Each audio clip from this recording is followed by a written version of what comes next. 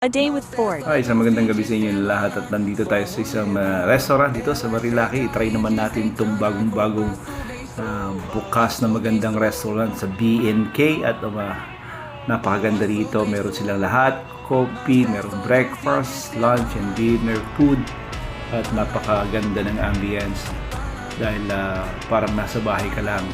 Yung mga sopa na pwede kang mag-relax at habang inihigop ang iyong kape or you're chatting with your friends, at maganda rin yung kanilang dining set at may enjoy mo talaga yung cool weather dito lang sa Palok along Marilaki.